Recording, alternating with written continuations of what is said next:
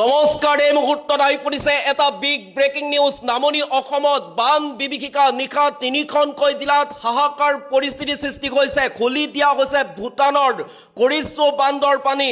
বিকি মানা আই নদীৰ সংসাৰী ৰূপ আৰম্ভ হৈছে, ভয়াৱহ ৰূপত বৃদ্ধি পাইছে বিকি মানা আই নদীৰ জলপৃষ্ঠ।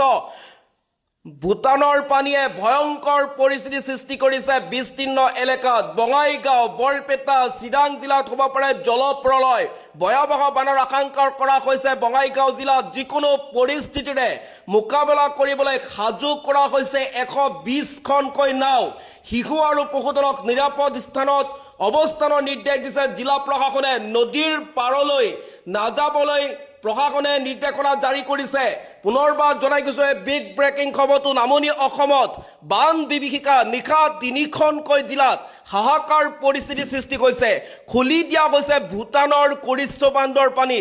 বিকি মানা আই নৈৰ সংসাৰী ৰূপ আৰম্ভ হৈছে, ভয়াৱহ ৰূপত বৃদ্ধি পাইছে বিকি মানা আই নদীৰ জলপৃষ্ঠ। বঙাইগাঁও, বৰপেটা, চিৰাং জিলাত হ'ব পাৰে জলপ্ৰলয়। ভূটানৰ পানীয়ে ভয়ংকৰ পৰিস্থিতি সৃষ্টি কৰিব বিস্তীৰ্ণ এলেকাত। ভয়াৱহ বানৰ আশংকা কৰা হৈছে বঙাইগাঁও জিলাত। যিকোনো পৰিস্থিতিৰে মোকাবিলা কৰিবলৈ সাজু কৰা হৈছে 120খনকৈ নাও। শিশু আৰু পশুধনক নিৰাপদ স্থানত অৱস্থানৰ নিৰ্দেশনা জাৰি কৰিছে প্ৰশাসনে।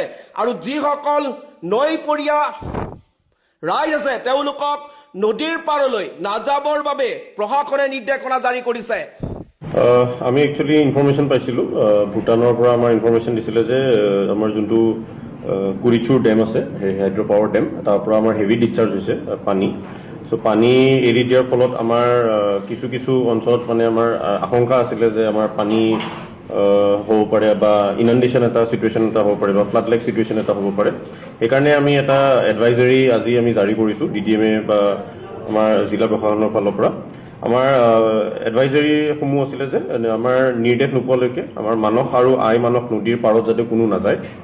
আমাৰ নদীত বা নদীৰ আশে পাশে কোনো মাছ ধৰা বা কোনো গা ধোৱা বা আমাৰ নাও চলোৱা অথবা আন কোনো ধৰণৰ কাৰ্যকলাপৰ পৰা যাতে বিৰত থাকে। সকলো আমাৰ জিলাৰ আমাৰ যিমান শিশু আছে বা আমাৰ গৃহপালিত পশু আছে, কোনো যাতে নদীৰ পাৰত গৈ পেলাই তাতে অঞ্চলত নাযায়, তাৰ পৰা যাতে বিৰত থাকে।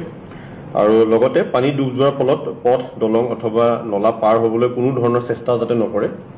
আৰু জিলা প্ৰশাসনৰ জিলা দুৰ্যোগ ব্যৱস্থানৰ পৰা যিমান যি আমাৰ পৰৱৰ্তী যি আমাৰ এডভাইজৰী থাকে সকলোৱে যাতে মানি চলে, সেইখিনি আমাৰ আজি এডভাইজৰী দিয়া হৈছে।